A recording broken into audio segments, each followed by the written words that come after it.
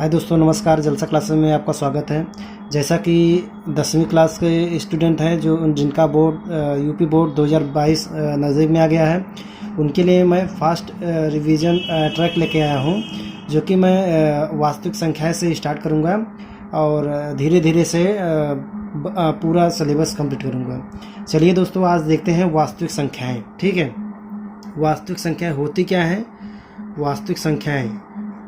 वास्तविक संख्याएं यहाँ पर लिखते हैं वास्तविक संख्याएं। ठीक है दोस्तों, वास्तविक संख्याएं होती क्या है, इसका डिफिनीशन कैसे होता है। वास्तविक संख्याएं जो कि आप लोग पढ़े होंगे, इसको कहते हैं रियल नंबर। ठीक है, इसको कहते हैं रियल नंबर, वास्तविक संख्याएं। ये आप लोग पढ़े होंगे कि जब नंबर सिस्टम शुरू होता है, नंबर सिस्टम के अंतर्गत ही एक रियल नंबर होता है, एक इमेजिनरी संख्या होती है।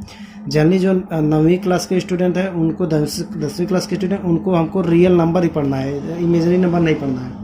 तो इसके अंतर्गत जो 10वीं क्लास के स्टूडेंट हैं उनको पढ़ना है यूक्लिड विभाजन मेथड। हम आप लोगों को बताएंगे यूक्लिड विभाजन होता क्या है। यूक्लिड विभाजन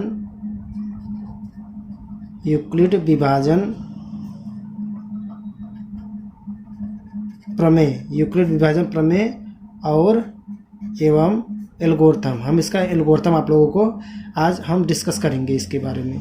ठीक है, एल्गोरिथम। चलिए दोस्तों, रियल नंबर जो ये पार्ट नंबर 1 है, पार्ट नंबर मतलब लेसन 1 वास्तविक संख्या है, यूक्लिड विभाजन प्रमेय और एल्गोरिथम के बारे में चर्चा करते हैं। यूक्लिड विभाजन एल्गोरिथम होता क्या है? ठीक है, यहाँ पर लिखा है यूक्लिड विभाजन एल्गोरिथम।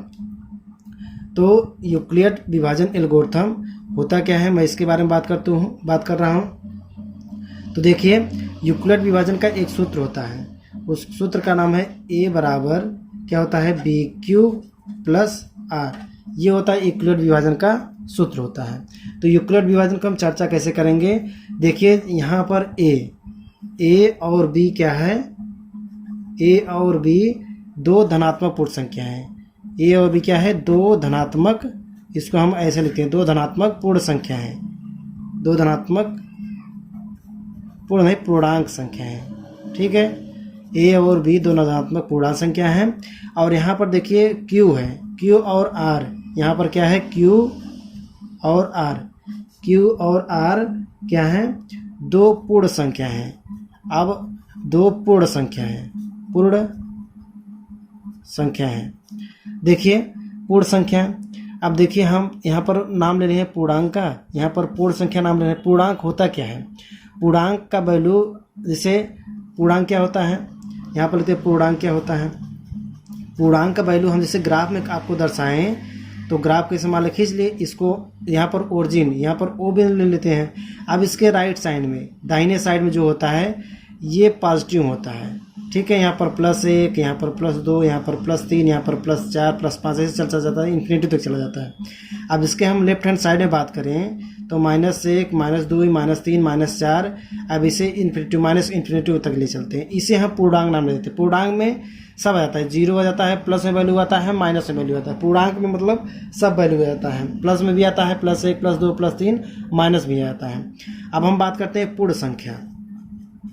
क्या बात करते हैं? पूर्ण संख्या के बारे में। पूर्ण संख्या जो होती है वो 0 से स्टार्ट होती है, 1, 2, 3, 4, 5 ये चली जाती है इन्फिनिटी तक। इसे हम पूर्णांक कहते हैं, पूर्ण कहते हैं और पूर्णांक कहते हैं। ठीक है, अब एल्गोरिथम ये कहता है A बराबर BQ प्लस R। एल्गोरिथम और सूत्र क्या हो गया? A बराबर BQ प्लस R। अब यहाँ पर हम चर्चा की A और B दो धनात्मक पूर्ण संख्याएं हैं और Q और R दो पूर्ण संख्याएं हैं। ठीक है, अब इसे देखिए, हम A बराबर लिखते हैं BQ प्लस R। अब जान गए A और B दो धनात्मक पूर्ण संख्या है और B और Q दो पूर्ण संख्या है। पूर्ण संख्या के बारे में, पूर्णांक और पूर्ण संख्या आप लोग जान चुके होंगे। अब चलिए देखते हैं, यहाँ पर देखिए, यहाँ पर ये सूत्र बन गया कि देखिए A बराबर यहाँ पर इसे लिखते हैं। देखिए, अब A बराबर क्या हो गया? A बराबर भाज्य हो गया। A बराबर क्या लेंगे? भाज्य लेंगे। A बराबर भाज्य, B बराबर क्या ले लेंगे? भाजक। ठीक है, b बराबर भाजक और क्यूब, क्यू क्या ले लेंगे, भागफल, क्यू का ले लेंगे, इसे हम भागफल कहते हैं, ठीक है। अब इसे आर, आर को क्या कहेंगे, आर को कहेंगे क्या, शेषफल, ठीक है दोस्तों, इसे हम कहेंगे शेषफल। तो देखिए a बराबर बी क्यू प्लस आर, ये है यूक्लिड विभाजन प्रमेय। अब ये देखिए a का वैल्यू a भाज्य हो गया, b भाजक हो गया, q भागफल हो गया, r शेषफल हो गया। तो इसे हम सूत्र में लिखेंगे भाज्य बराबर भाजक गुणे भागफल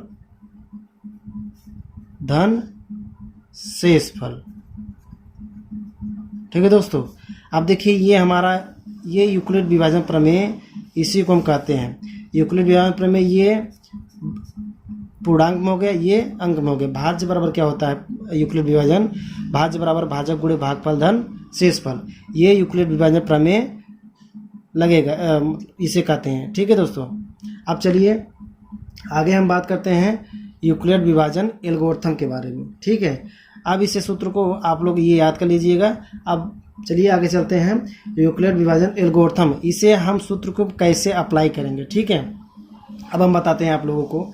जैसे अब यहाँ पर a बराबर बी क्यू प्लस आर है, यहाँ पर a बराबर बी क्यू प्लस आर है, तो यहाँ a बराबर, यहाँ पर a बराबर बी क्यू प्लस आर, ठीक है। चलिए दोस्तों, मैंने एल्गोरिथम के बारे में आप पहचान चुके हैं। क्या हो गया, a बराबर क्या हो गया, बी क्यूब प्लस आर, इसे हम एल्गोरिथम का नाम दे दिए हैं। तो a बराबर ये सूत्र क्या निकल के आया, भाज्य बराबर भाजक गुणे भागफल धन शेषफल, यही निकल के आया ना दोस्तों। ये सूत्र भाज्य बराबर भाजक गुणे भागफल धन शेषफल, यही यूक्लिड विभाजन मेथड की तरफ से आया। अब चलिए हम बात करते हैं क्या,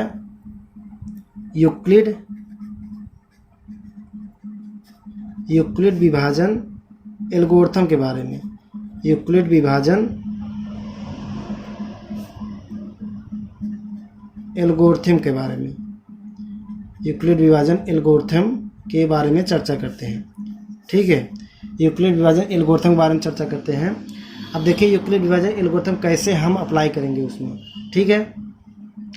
अब देखिए पहले चरण में क्या करते हैं, पहले चरण में क्या करेंगे, पहले चरण में हम लिखेंगे, मतलब पहले चरण में कोई दिया गया a और b कोई संख्या दिया रहेगा, ठीक है। उससे हम यूक्लिड विभाजन का प्रयोग करेंगे, क्या सूत्र लगाकर, a बराबर बी क्यूब प्लस आर, इसे सूत्र लगाकर हल करेंगे।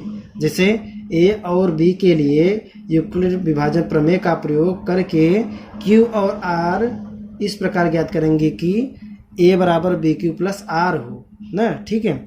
यहाँ पर r का वैल्यू 0 से बड़ा होगा और r से बड़ा और b के बराबर रहेगा, ठीक है। ये r की वैल्यू होगी, r का वैल्यू यहाँ से लेकर यहाँ तक वेरी करेगा पहले चरण में। फिर से मैं दोहरा दे रहा हूँ, पहले चरण में क्या होगा, a और b के लिए यूक्लिड विभाजन प्रमेयिका का प्रयोग करके, प्रमेयिका यही है प्रमेय, a बराबर बी क्यू प्लस का प्रयोग करके q और r इस प्रकार ज्ञात करेंगे कि q और r इस प्रकार ज्ञात करेंगे कि जो कि a बराबर बी क्यू प्लस आर बन रहा हो, जहाँ r का वैल्यू 0 से बड़ा और b से छोटा लेंगे। अब चरण दूसरे में क्या ज्ञात करेंगे, ठीक है। दूसरे चरण में अगर ये वाला सूत्र a बराबर बी क्यू प्लस आर ले लिए हैं, अगर r की वैल्यू 0 आ रहा है तब तो ठीक, तब तो जो r का वैल्यू 0 आ रहा है तब b का मान जो आएगा वही महत्तम समापवर्तक हो जाएगा, ठीक है। दूसरे चरण में निकालेंगे अगर r की वैल्यू 0 नहीं आ रहा है, ठीक है। अगर r की वैल्यू 0 नहीं आ रहा है तो उसे हम फिर एल्गोरिथम एक बार अप्लाई करेंगे, वही इस वाले सूत्र से a बराबर बी क्यूब प्लस आर, ठीक है। उसी में एडजस्ट धीरे धीरे करते चले जाएंगे जब तक r की वैल्यू 0 ना आ जाए। तीसरे चरण में क्या करेंगे, तीसरे चरण में वही बार बार दोहराएंगे जब तक r की वैल्यू 0 ना आ जाए, जब तक तीसरे क्रम क्या करेंगे, जब तक आर की वैल्यू 0 ना आ जाए तब तक हम बार बार वही एल्गोरिथम को दोहराएंगे। ठीक है, ये पहले चरण में फिर से दोहरा दे रहा हूँ। पहले चरण क्या होता है, ये एल्गोरिथम ए बराबर बी क्यू प्लस आर, जहाँ ए और बी पूर्णांक हैं, क्यू और आर के रूप में लिखते हैं, इसे ए बराबर बी क्यू के रूप में लिखते हैं। अभी आप लोगों को किसे कम समझ में आया होगा, अभी मैं आप लोगों को एग्जाम्पल के तरीके से बताऊंगा। ठीक है, अब जैसे इसका आर का मान कैसे 0 से बड़ा और आर से छोटा रहना चाहिए, और इसे एल्गोरिथम को बार बार दोहराएंगे जब तक आर की वैल्यू 0 ना हो जाए। अगर आर की वैल्यू जहाँ पर 0 हो जाए तो वहीं पर हम रुक जाएंगे। ठीक है, चलिए देखते हैं अगले वाले एल्गोरिथम पर। चलिए दोस्तों, हम बात किसके बारे में करते हैं, संख्याएं। अब हम एल्गोरिथम के बारे में जान चुके हैं। ठीक है, अब हम बात करते हैं, अब इसे सूत्र से जब ले चुके हैं तब इसे सूत्र लिखते हैं संख्याओं और तथा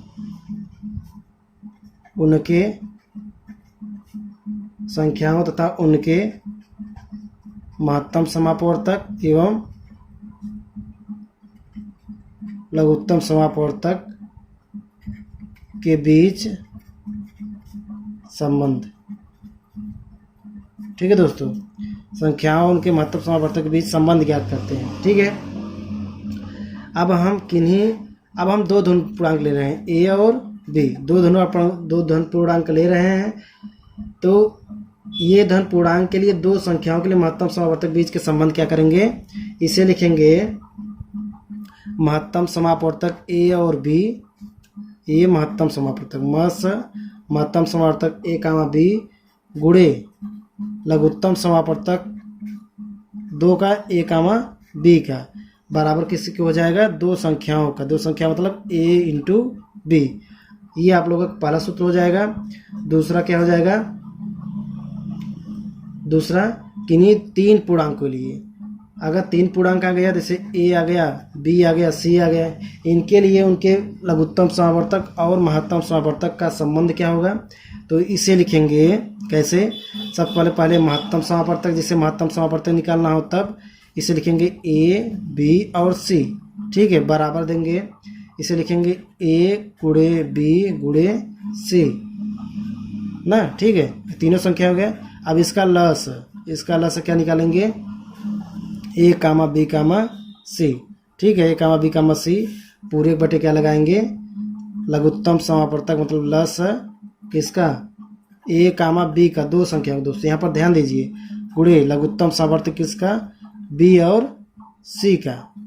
ठीक है, अब यहाँ पर लघुत्तम समापवर्तक किसका निकालेंगे, लघुत्तम समापवर्तक किसका निकालेंगे, सी कामा ए का। ठीक है दोस्तों, इस प्रकार इसे हम निकालेंगे।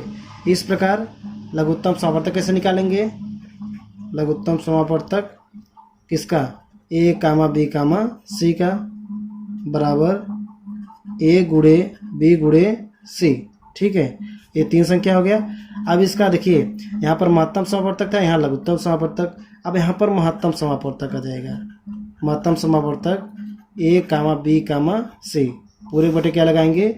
अब यहाँ पर नीचे, यहाँ पर लघुत्तम समापवर्तक है तो महत्तम समापवर्तक अब दो संख्याओं के ए कामा बी का गुणे महत्तम समापवर्तक किसका बी कामा सी का लघुत्तम समापवर्तक सी कामा ए का। इस प्रकार हम लगाएंगे। ठीक है, अब चलते हैं हम यूक्लिड विभाजन प्रमेय का प्रयोग करते हैं, कैसे यूक्लिड विभाजन का प्रमेय प्रयोग किया जाएगा। ठीक है, चलिए देखते हैं। चलिए दोस्तों, यहाँ पर प्रश्न लिखा है, किसी पूर्णांक यम के लिए प्रत्येक धनात्मक समूह पूर्णांक का रूप होगा। अब इसे हम विकल्प देते हैं, विकल्प ए देते हैं यम, दूसरा विकल्प क्या देते हैं यम प्लस 1, तीसरा विकल्प दिया है इसमें 2m, तीसरा विकल्प 2m प्लस 1 ऐसे दिया है। तो देखिए, इसे हम एल्गोरिथम जो क्या यूक्लिड विभाजन एल्गोरिथम या यूक्लिड विभाजन प्रमेय का प्रयोग करेंगे। इसमें देखिए, इसमें हम मान ले रहे हैं,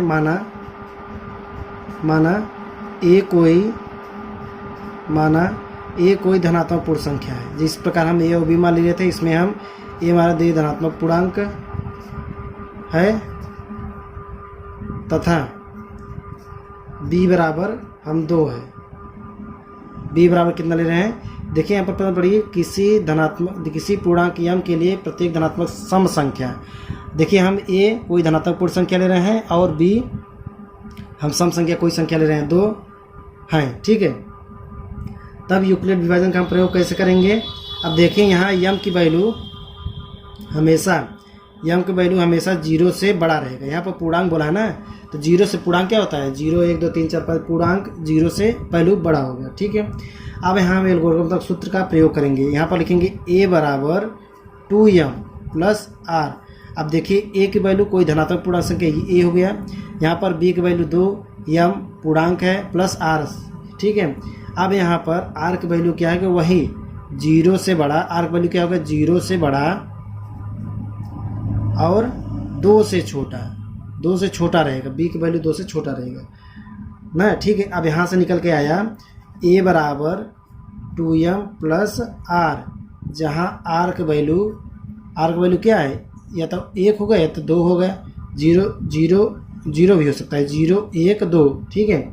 2 नहीं होगा, 2 बराबर नहीं, 2 नहीं होगा, 0 और 1, ठीक है। यहाँ जहाँ r बराबर 0 रखने पर तो a बराबर कितना आ जाएगा, यहाँ पर r बराबर समीकरण नंबर 1 में 0 रखेंगे तो a बराबर 2m आ जाएगा। अगर r की वैल्यू 1 रखेंगे तो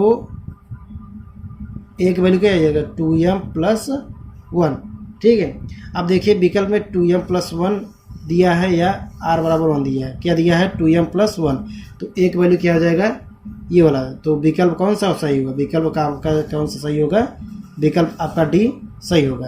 तो इसे इस प्रकार एल्गोरिथम का प्रयोग करेंगे, ठीक है। चलिए दोस्तों, इस वीडियो को अगर आप लोगों को अच्छा लगा हो तो लाइक कीजिए, सब्सक्राइब कीजिए और शेयर कीजिए। ये मेरा पहला वीडियो था, इस पर श्यामपट पे आज किसी कारणवश नहीं लगा पाए हैं, तो आज आप लोग इसी से एडजस्ट कीजिएगा, बाकी क्लास व्हाइट बोर्ड पे बता दीजिएगा। चलिए ठीक है, थैंक यू।